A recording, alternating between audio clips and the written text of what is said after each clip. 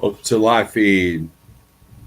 If you're made it this far, you're probably watching the replay. We'll get some people in here and we're going to talk about a few things. What's up? Noise. We'll get some people in here. We'll do some shout outs. We're going to make some people angry today. That seems to be the YouTube thing to do, right? Oh, gee, Steve, you're going to have some drama? A little bit. This YouTube thing has gone too far. And I'll do some shout outs since we get some more people in here. Got my Iron Maiden coffee mug. By the way, if you guys want to send me more Iron Maiden coffee mugs and or hats, I'd be very grateful. Although I don't want to put my address out there because, that leads to bad stuff. All right, we got Alvin Chimera, Anthony T, Jason Perry, Big Houston, Right Lane, what's up? Big Road, Little Truck, Red Pepper, Ratman Roden, Big Tex Trucker, good morning. Light Bright, what's up? Thank you, Light Bright. I feel pretty good. I'm over my plateau on my weight. I've been flirting and hanging out with 268, and I weighed this morning. I was 263, so. And that was within a week, so we're losing again. So that's good. I changed up a couple of things. Had a really good talk with Coach Carolyn, where she talked about processed meat. So I'm trying to get away from that. I rely a little bit too heavily on that, and since I kind of did away with a lot of it this week, I feel better. So replacing junk with junk's not good. It was good to use it to get off the carbs, but now it's time to take it to the next level. So now you guys have probably seen the title, and I hardly ever shout out or not shout out. I hardly ever call out names, but we're going to do it this time. So the first thing we're going to talk about is Traveloko, right? I'm not going to bash the company. Okay. Those of you who know me personally know my personal opinions on that company. But what I'm looking at is this. Is with the tax thing that's come out with the YouTubers, you got Truckers Coach who busted out the whole the 1099 thing. And come to find out that the way that they're doing their 1099s, although not illegal. Let's see. Give me a thumbs up if I'm still in. I've got no connection here. Hold on.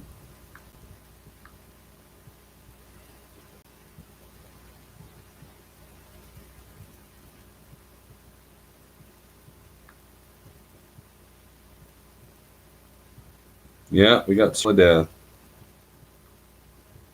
Hello, everyone. I'm Tony Justice. In this space world we're living in, things change fast. In the trucking industry, change fast. All right, we're back. We're back.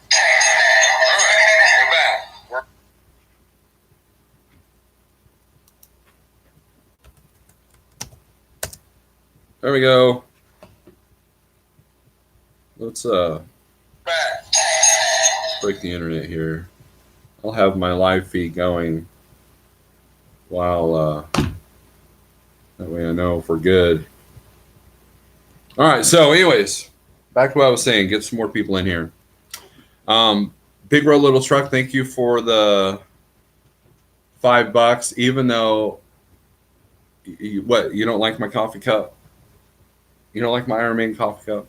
Anyways, so back to what I was saying before. The importance of finding a good mentor to help you see the things that of like the Traveloko tax thing is important, right? And need to get rid of that Dollar Tree internet. Are we buffering again? Ghost Rider Bones, what's up? So we'll yeah, you gotta love it. No, here's the thing. We've got good internet. My wife runs a whole job from this internet. She's not working right now. Got your signal back. Yeah, we all got our signal back. So, anyways, Kevin and Ollie did a really good video about how he caught the 1099 thing right off the bat, and he was able to adjust and do what he needed to do. And any of you that are using a professional tax accountant also should have caught that. And if you're, the problem is that a lot of these companies, especially that use YouTube to do all their recruiting, is they're attracting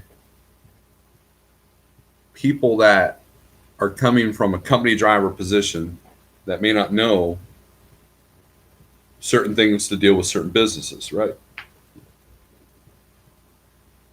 And oh, okay, thank you, Big Road. Okay, and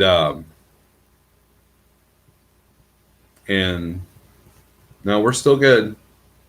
It's showing still good. See, we're not buffering. And let's do some more shout outs. Kevin and Ollie's in here. Pitbull Gator. Keith Lowry says lost me. Good morning, Larry June. Jonathan Wheeler. Anyways, so that's my opinion on the Traveloko thing. The Traveloko thing should open people's eyes that it should open the fact that when you decide to go into a trucking business, you kind of, the more knowledge you can gain before you do it, the more chances, the better chances you have of succeeding. And for example, if people, you know, there are mega carriers that want to attract a lease to a new driver, to a new CDL holder. And they're taking advantage of the lack of knowledge that a person will have. In other words, like, for example, when I was in CDL school, we had the recruiter from Coca-Cola come in. And they were looking for drivers out of school because and the guy told me, he goes, I would rather have a guy out of school than a guy who's been a truck driver for 30 years because we can mold them how we want them. Right. And later on in the business manipulation world, you can take advantage of someone who doesn't know. In other words, a lot of the people that are affected by the Traveloko tax thing are, they just didn't know any better. And I don't fault them for that because I wouldn't have known any better. See? But there's a lot of things I've learned the hard way. And chalk that up to another lesson, right? And that's why it's important to surround yourself with good people that are more knowledgeable than you. And you can't just like, it can't just be one person. You got to, like, for example, I've got a friend that owns a huge business, and his world's a little bit different than mine as far as what he deals with. I got a couple of friends with their own authority and how they deal with their businesses. You know, of course, we got Jeff, like, you know, we all know what he does. And then I've got a friend over at Schneider that is building a business in a different way. You know, it's you know, my friend Brian told me something very profound. You got two types of people, right? You got people out here doing business, and you got people out here building a business. And finding the right mentor is important. And it can't just be a YouTuber. In other words, don't take my word on this stuff. Don't take a single YouTuber's word on everything. That's the other thing. A lot of these guys that used to work at Traveloko are now coming out about things that they hated about the company or things that the company was doing that they knew about. Or they're just now discovering, even though they're not there anymore. Well, how many of these guys were boasting about how great the company was? You know, and this is not a debate whether Traveloko is a good company or not. That's none of my concern. Why? Because I don't work for them. I don't plan on working for them, and I'm sure that they don't care, right? But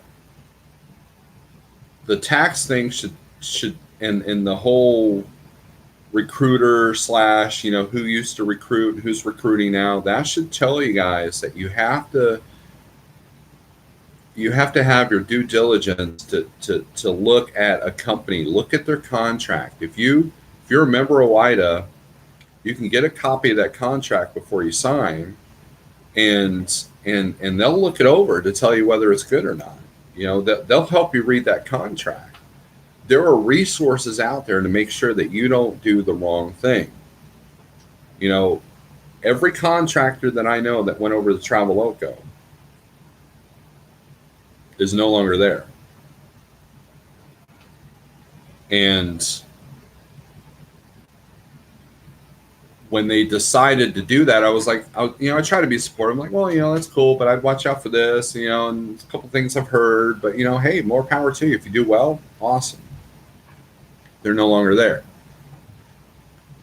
And with the things that they're now saying, and I know some of these people, they're not like, oh, I hate this company because I couldn't make it there. No. They're telling me legitimate things that make me question whether it would be a good fit for me. Okay? There's a difference.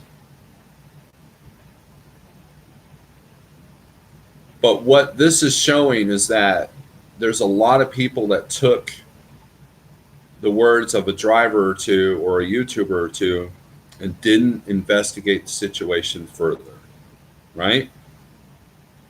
Experience is the best teacher, but it has a price tag. You're absolutely right, Clyde. Alan or Adam Thomas, what's up? Mo Miles, Little Light Coach, Steel Horse, research the information you're given. Exactly. Jose, what's up? And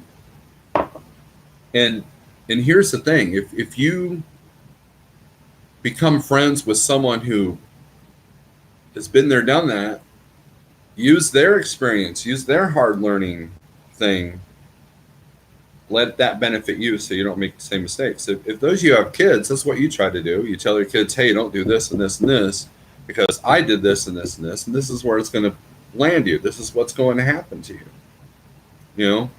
And the goal is that they skip your learning process the hard way. They learn it through you, and then they can get to the next level. They can get up to the next step. Well, it's the same thing.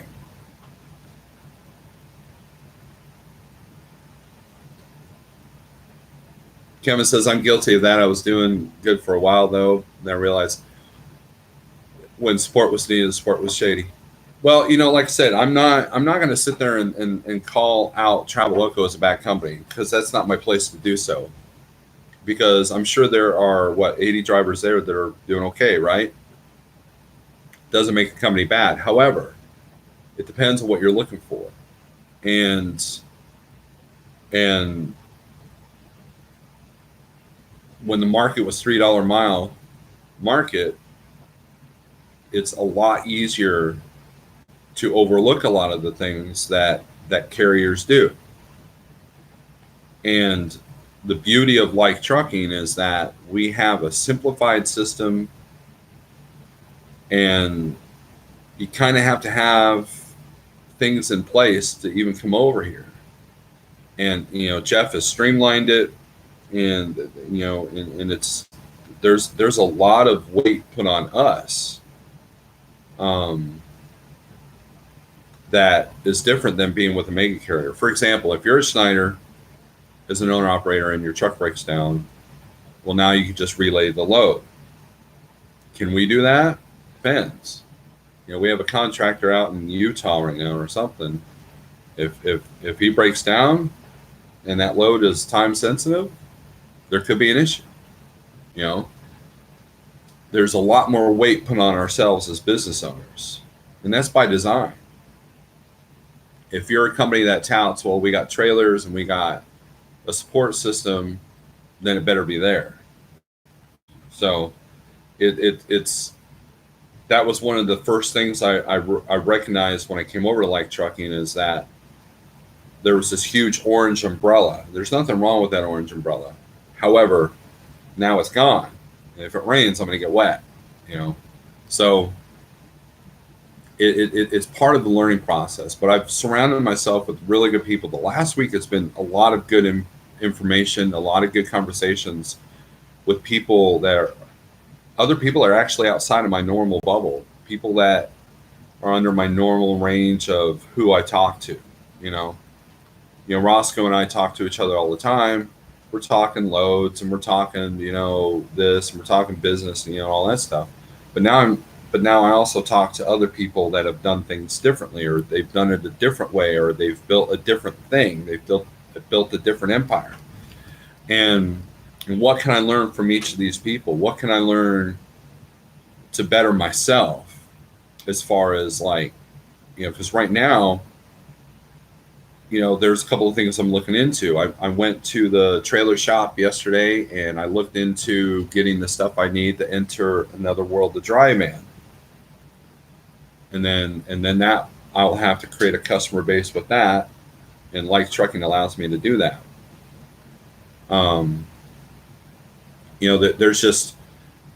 There's too many. Well, here's the other thing. So when I was in CDL school, the recruiters came to the school and visited us, right? And because of my background with my dad, I knew the right questions to ask. But also, I went online at Truckers Report and I printed out a list of questions that you should always ask any recruiter, okay? And I brought it into the class, and the instructor was like, "This is really good. I'm going to make copies of this." And I remember the guy from CFI. That was before the Conway fiasco, the original CFI. The recruiter came up to me and goes, "Wow, you've asked the right questions. You got trucking in your family, don't you?" And I said, "Yeah." He's like, "Yeah, I like people like you because you ask me tough questions and allows me to answer them, And that was the case. There was one recruiter, I believe he was from Covenant. He didn't like me because I called him out in a polite, professional manner on some of the crap that he was speeding. He had the vibe of a used car salesman, and I recognized that. And then the recruiter that was the most honest with me was at Transland. That's where I ended up going. So honesty is a big thing with me. But when it comes to being a contractor for someone, that's a different ballgame. But you have a contract right there in front of you that lays it all out. And if you have trouble reading it, tax laws can be confusing to read. Like I said, I've always said that I'm kind of a dummy. There are certain things that maybe someone with a little more knowledge or someone who's been through it before can help you with. And that's the importance of having a good mentor. Okay. So for the people that have been talking to me and encouraging me, I thank you. And I'm not going to name you out here because, I don't want to embarrass anybody, and I appreciate that. And I appreciate everything Jeffrey Like's done for me. So,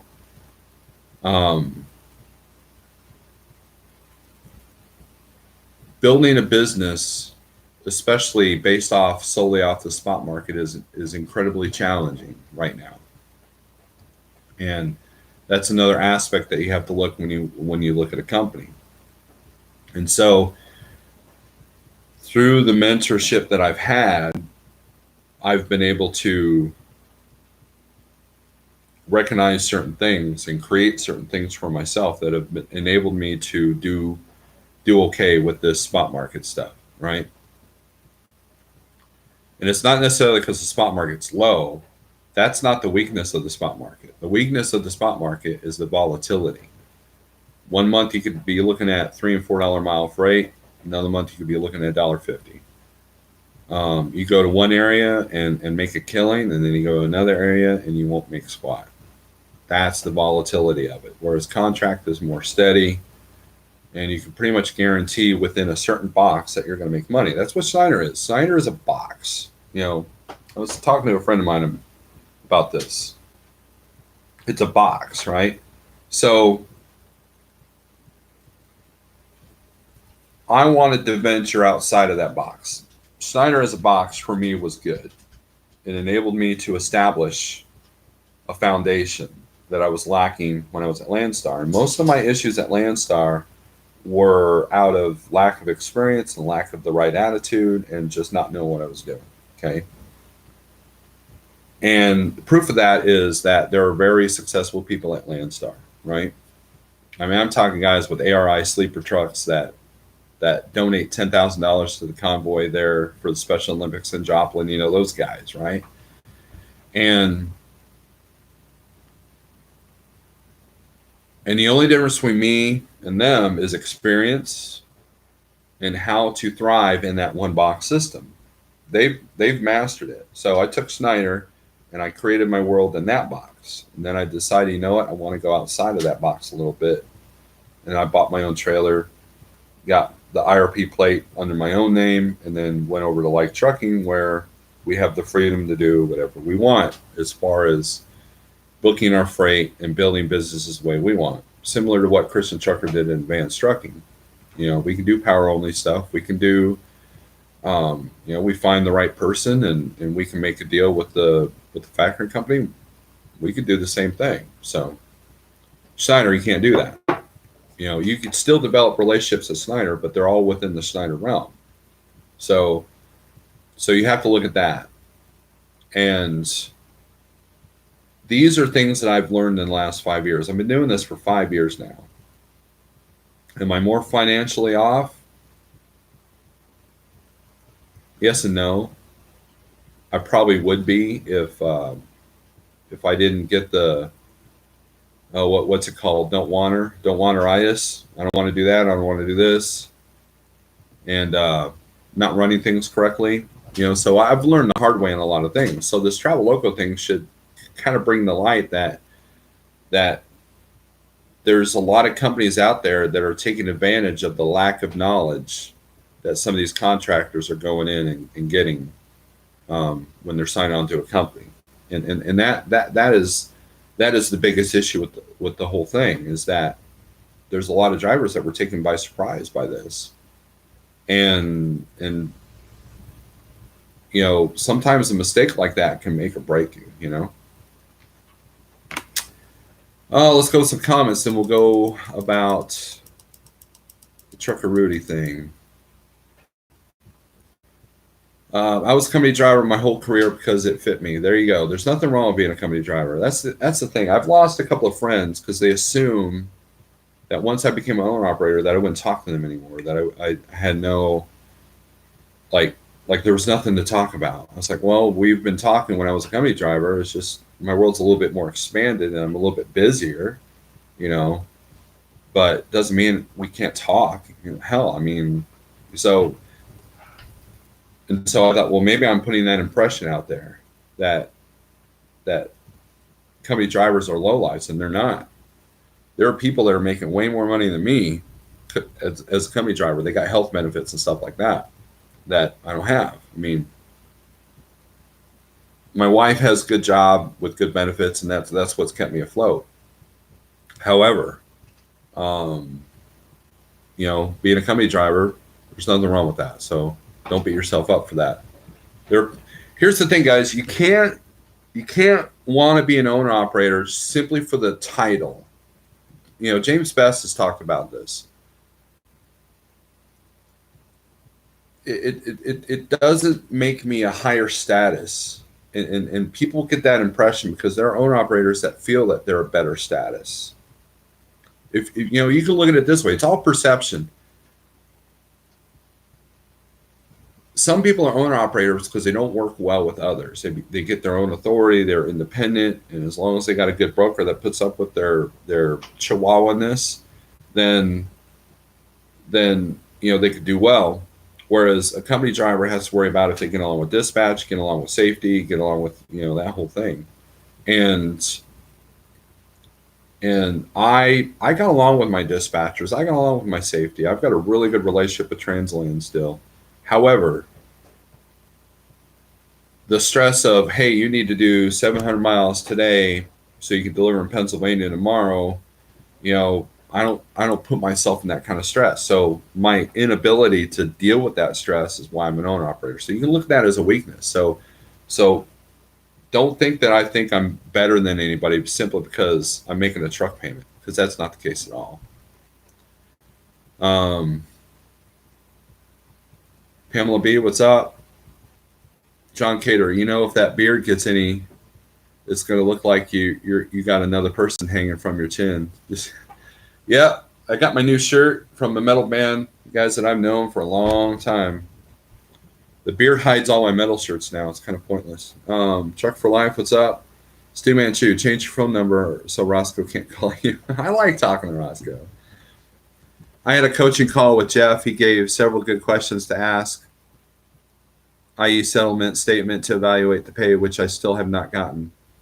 That's the thing. I've had people send me their settlement statements, and I couldn't read them. I had no idea what I was looking at. And the reason why they sent them to me was because they couldn't read them. So if your settlement is hard to read, that should clue you in that you need to look at things a little bit closer. You know what ours shows? Ours shows my line haul revenue from not the 100 number, but from the 80 number, and then what I spent on fuel, and what I spent on DEF. Boom, there it is. That's what's deposited, and we get paid after every load. Simple. Every quarter we get our IFTA taken out if we owe, and he'll tell you which load it'll be. The KYU, same thing. And that's it. And there's $1.50 added to the fee of swiping the card. That's it. It's so simple. So I remember my settlement to Snyder. Once you kind of got what the gist of what everything was, then it became simple. Landstar, I had trouble making heads or tails. But a lot of that is because of lack of experience. If I was to look at, I tell you what, I found an old Landstar settlement. And I was looking at it, and I was still kind of confused of what this was and what that was. And a lot of that was on me. But there was a lot of expenses that were taken out weekly. There were some that were taken out only until a certain number. And then there are others that were taken out monthly. And it wasn't the same week every month. Where Schneider was the same amount every week, no matter what it was. The only fluctuation was card fees and fuel. That's it. Every now and then you had an administrative fee, and then the IFTA, and that was it. And then when tolls came out, they told you which week tolls were going to come out, and that was it. Simple. The reason why I was able to thrive at Schneider is because I took the same system that Landstar had and simplified it. Made it easier to deal with the trailers, with the loads, and not dealing with 10 different agents for 10 different loads, and establish a customer base that of people I knew. And and the more you can simplify things, the easier this becomes, and the more chances are better for you to succeed. That's the thing. I had a coaching call. Oh yeah, I already read that. Adam, never allow yourself to stop learning. You can always learn something new. Adam, I agree with you. And there's a lot of owner operators out here, company drivers too, that basically you can't tell them anything. And I know that, or well, no, that's not what I know. And then they close their mind. If I was a closed-minded person, I wouldn't be where I'm at today. And that's the thing. I'm going to lose some numbers because Little Dog just went live. So Pale Riders in the house, trucker table. What did you miss? Nothing yet. Jonathan Whaler, I had a recruiter come in while I was in CDL school. All he did was tell us where he was from and asked if we had any questions, and that was it. Basically, he didn't tell us anything. Yeah, he was just collecting a paycheck at that point. Brian Garner, what's up? Next Gen, Little Line Coach, I think I said hey to you. Little Dog, what's up? And Cluster Trucker, Steel Horse, Circle of Death. I don't have the Circle of Death here. We're still going. Pale Rider, refresh. All right, so next thing, wrote down. There's a YouTuber out there named Trucker Rudi. Normally I don't call out other YouTubers in a negative way, but I'm going to do it this time. There's a video that he put where he says that he was attacked, okay, at the truck stop. And if you watch the video, it's obvious the flatbedder is creeping. We've all done it, right? We've all done that whole let's creep so we can get fuel on so I can get fuel and get coffee and not start my clock yet, right? Everybody's done that, okay? And he honks at him. The guy stops, flips him off. Rightfully so, right? Then he honks at him again. The guy gets out of the truck, challenges him to a duel like men do, and basically threatens him and actually tries to open the door. You know, so I can understand that Truckaroo is afraid now at this point.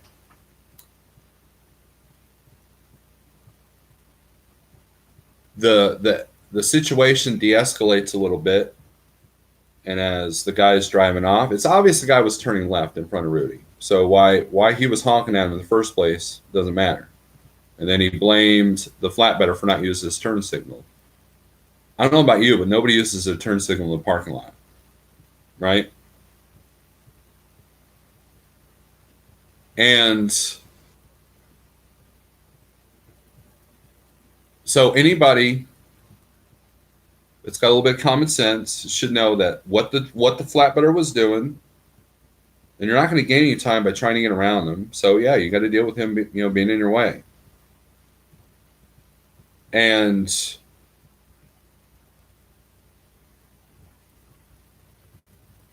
while the guy in the flatbed was an a-hole, grade a-hole, right, for getting out of his truck and threatening Rudi, okay, let me make that clear. I'm not on the side of the flatbedder, okay?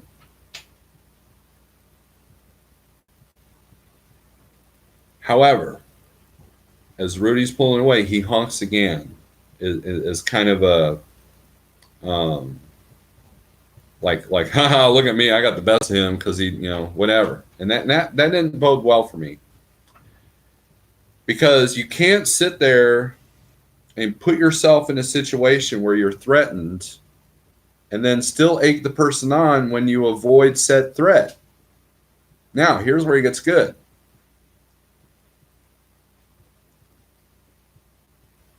Rudi got that guy fired. You put it on YouTube, put the name of the company in the description, and put it in a pinned comment. And then he did another video bragging about how he got him fired. You see, the problem with YouTube is that there's too much of our lives that are public, right? And so a lot of these YouTubers try to manipulate their followers to do the things that they want them to do. Okay, this is coming from a guy who griped about nobody gave him any money for his GoFundMe to buy his camera, and this is also coming from a guy who was angry because he wasn't getting enough views. Okay, now Truckaroo has always supported me. In fact, on said video where he almost gets his ass beat, he says channels I like, and I'm on there. I'm in the description. This is why I'm doing this video, because I do not want to be associated with someone who gets other people fired. Okay. In the oh, what's the word I'm looking for? He says, well, I have a family. I felt threatened. I have a family to think about. Well, that guy has a family too. And yes, he shouldn't have gone out of the truck. He shouldn't have threatened Rudi. We're not debating that. The fact is that you took your followers and had them email or call a company based off of a video that we don't know the whole picture, to be honest with you. And it's obvious that Rudi, after the guy was out of his way, after he was in the safe zone, he still egged him on with the horn. That shows bad character. And then get on YouTube and say, hey, I got that guy fired. Thanks for your help. That is low. So Trucker Rudi, take my name out of your description because I want nothing to do with it, right? Because it's bad enough that you got YouTubers that are getting fired for showing themselves running red lights, having lights out on their truck, stuff like that. Pale Rider knows what I'm talking about with that. But to sit there and try to manipulate the sheep to do something for you that could have a negative effect on someone's life, that to me is BS. That is the worst part of this YouTube universe. So those are my thoughts on that.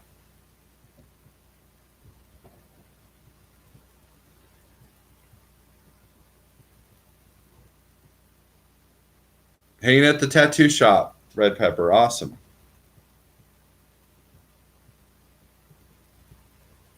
Don't rattle anonymous cages if you're gonna get scared, right? 2-bit. People who get people fired need their butts whipped, getting robbed, self-defense.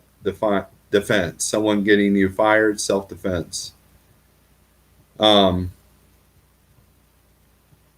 whole Pale Rider Pale Rider didn't get fired, but I just want to put that out there. So now I've met Trucker Rudi, seemed all right. I met Trucker Jukebox. And I believe, he's had other people buy his camera equipment, which is fine.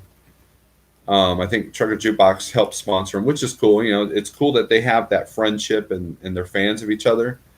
But I don't agree with the fact that of getting someone fired simply because they just annoyed you or because you put yourself in a situation that could have gotten your butt kicked, right? The flatbedder was in the wrong, but he did not deserve to get fired for that. And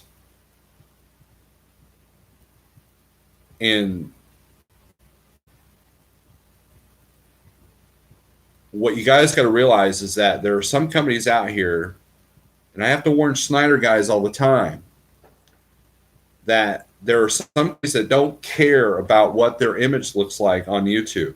Can we agree with that? And there are companies that watch YouTube like a hawk. Okay.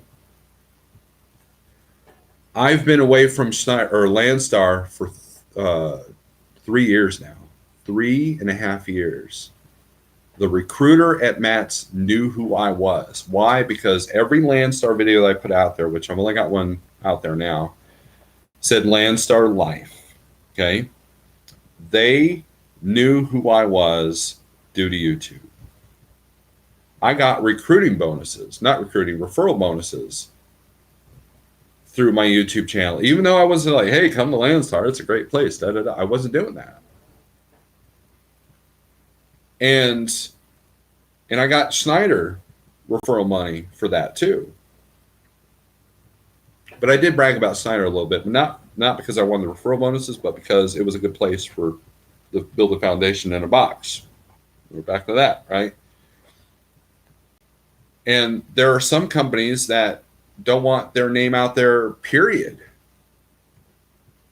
ABF comes to mind, right?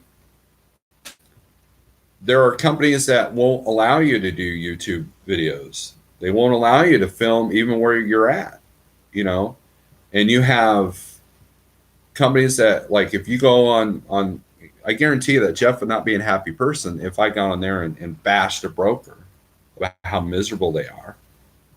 You know what? And you know what we learned? The brokers watch our videos.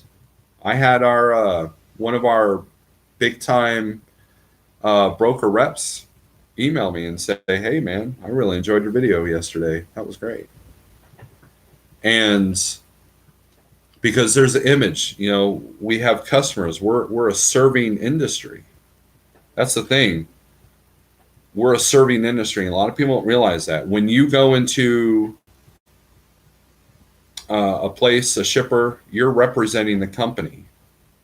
When you go into a truck stop, your truck and your person represents your company. How many of you thought about, hey, I might want to look into working for that company based off of how nice and clean the truck was, or how nice and professional the driver was.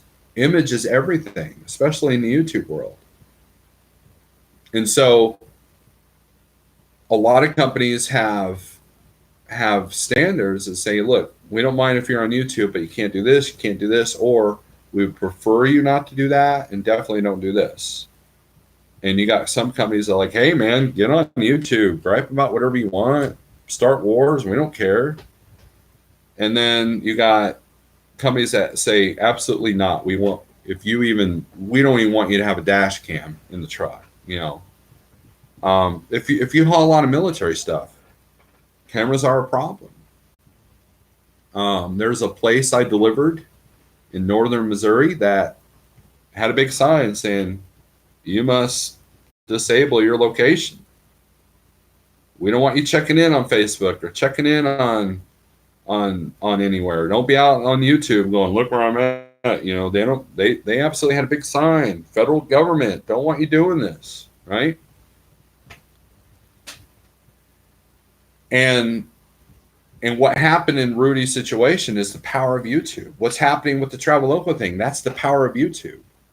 The power of YouTube is how Jeff found me and started helping me. The power of YouTube is how some contractors came over here. The power of YouTube is what is helping drivers succeed with the right people, with the right mentors over at Schneider, over at Landstar, right? And that is the power of the internet. I mean, how many of you guys, before you make a delivery, do you go on Google reviews to see what other drivers are saying about a certain shipper or receiver? Did you know that like these apps that have the addresses of the place, you can type that into Google and look at the reviews? And if you're seeing nothing but reviews about how it's a 4 and 6 hour unload, that you can I can sit there and say, well, I don't want to do that load, or ask for a substantial amount of money, or know that I shouldn't book anything that day after that delivery. The internet is a powerful tool. It's a necessary evil. It's a two-edged sword. I'm warning these Schneider guys all the time not to do videos while driving, not to do videos showing the load board. You do that, you're going to get fired. And I've probably saved a couple of people from getting fired or their leases taken out, because the smart companies know the power of YouTube. They know the power of the internet, and they utilize it for good and for bad. So, the whole, I report Roscoe every day. I don't agree that you should use your viewers to get someone fired for personal beef. Exactly, Pale Rider. That was a personal thing,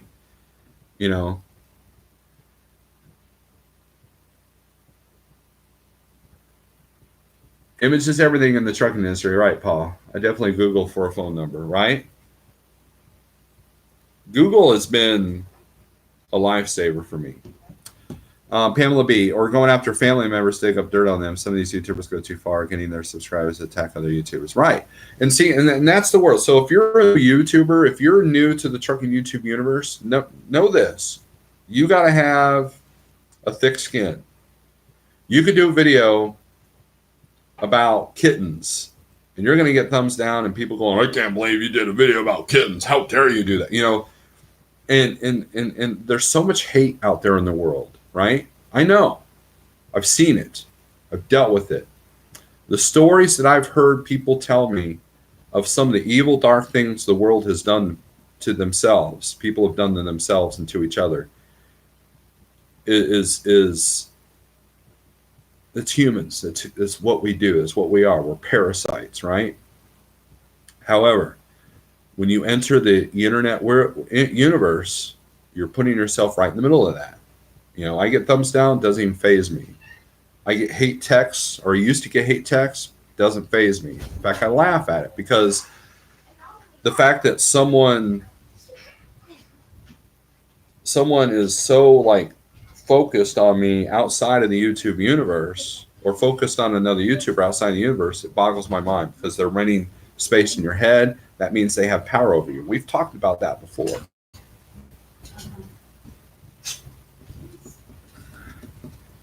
Pamela says, yeah, I called out a broker on YouTube once by retracting my comment. When you're running a business, you have to think differently. Exactly. You're either doing business or you're building a business. I'm loading at a familiar place for Snyder guys. I'll just say they load potato chips in Ohio. Been there many times. And, you know, and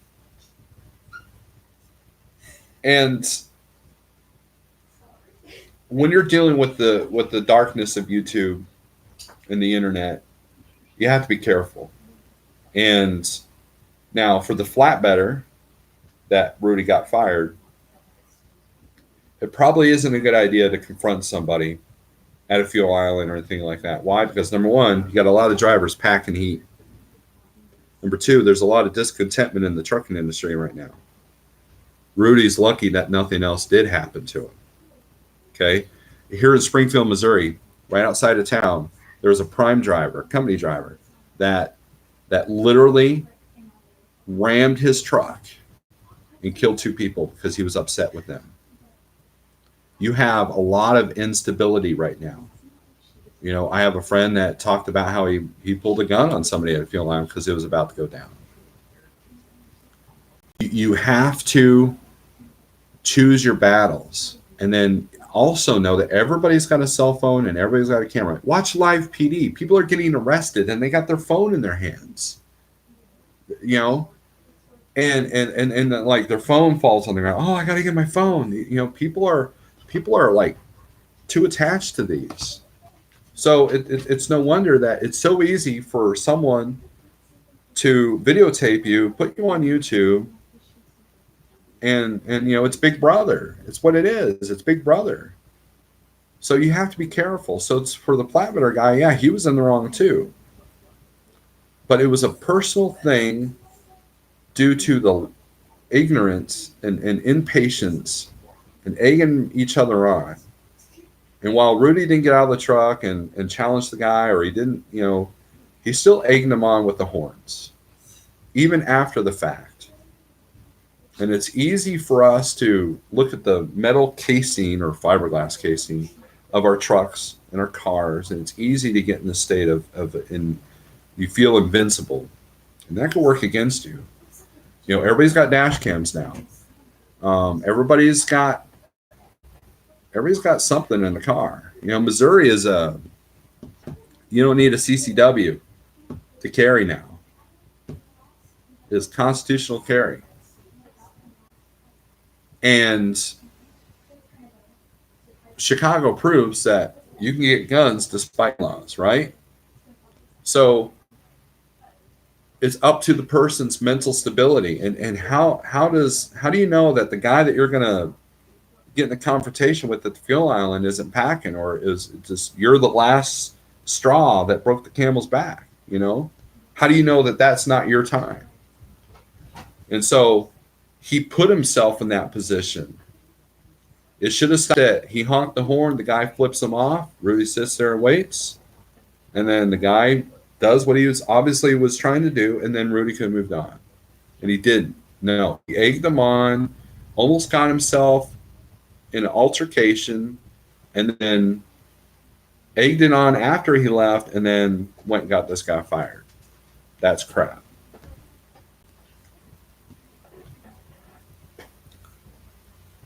Humans are tribal people. We are best in small groups. Overpopulation turns us into grumpy people. Exactly, Chibit. And that's part of the issue. You know, everybody's like, camaraderie's gone in trucking. You know why? Because there's too many of us out here.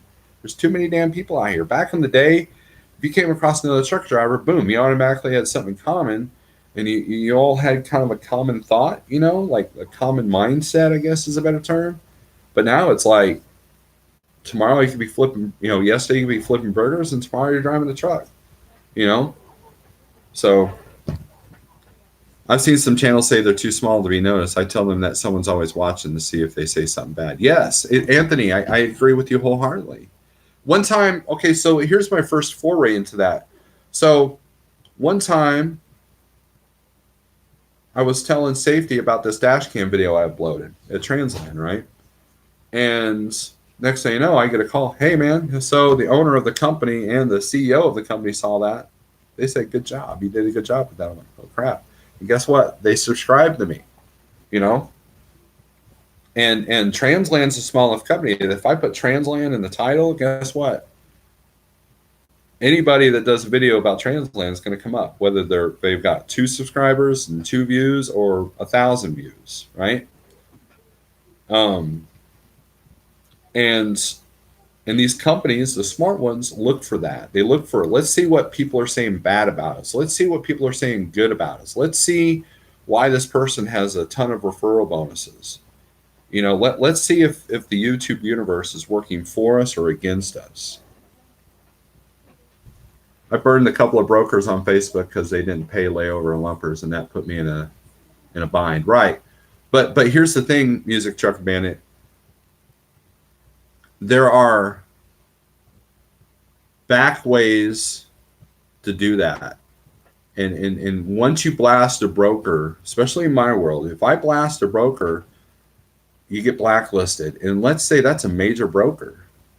You know, you got these guys that blast TQL. Well, what if they get your MC number and say, do not work with this guy? So when you call in that load, they say, what's your MC number?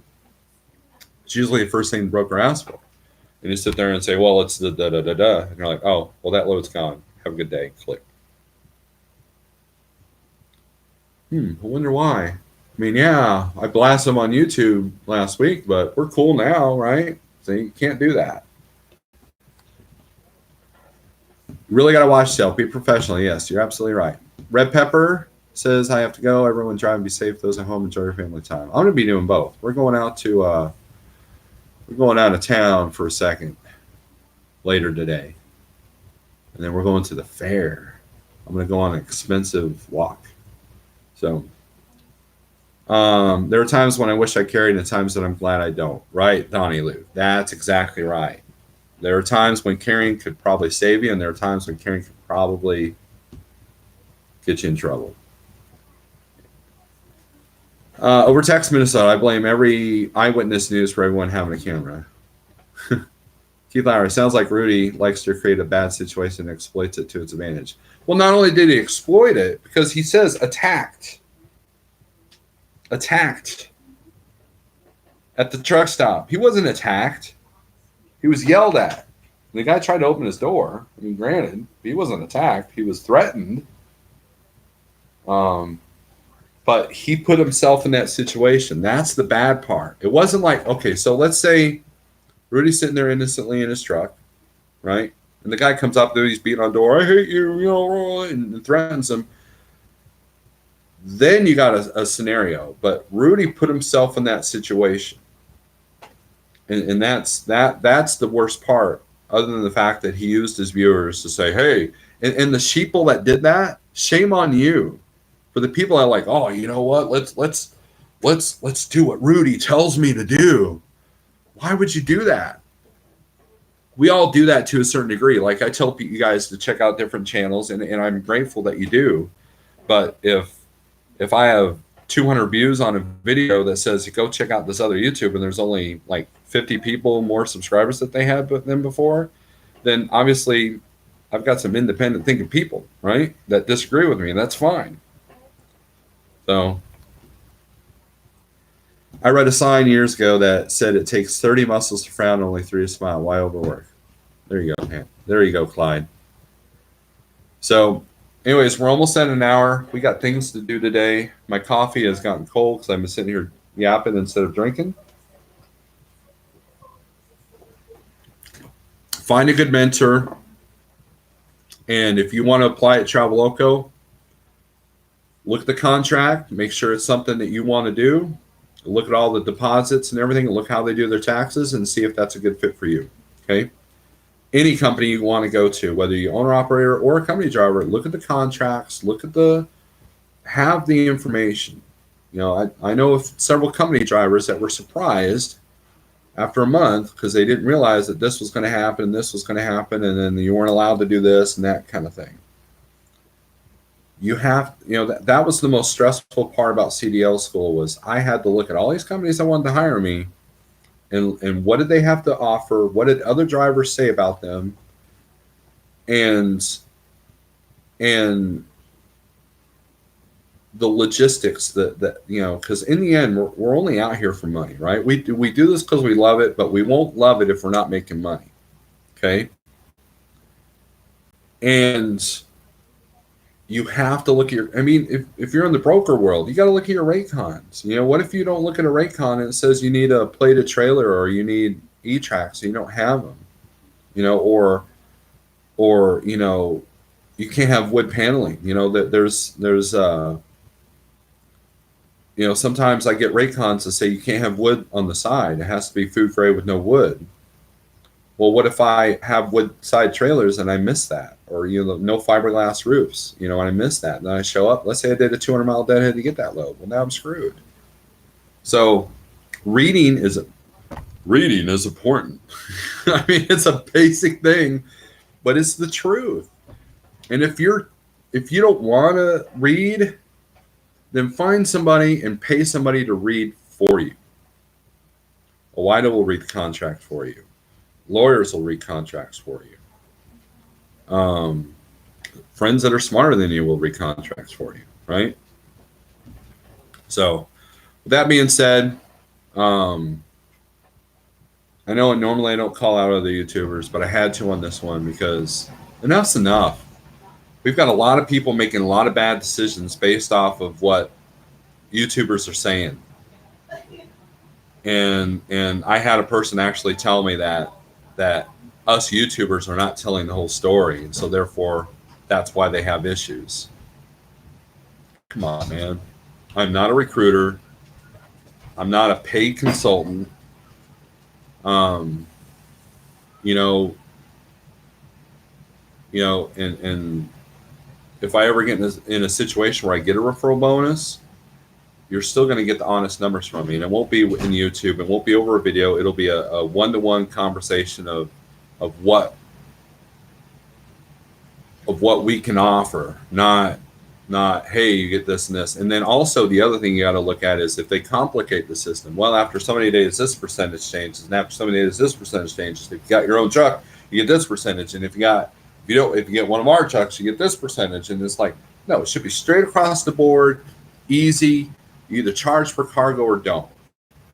Plain and simple. Or you do a partial charge. Simplify the system so you can build your foundation in the box that you've created. The more you complicate things, then you either got to hire people to help you with those complications or you got to have your act together. So with that being said, we're at an hour. Thanks for watching. And don't believe the hype, you know, and let the whole Traveloko tax thing be a lesson to you guys that are looking about getting into an owner-op or a lease-op situation. Read your contracts, look at the worst-case scenarios, have good money and good credit behind you, and you'll succeed. All right? See ya.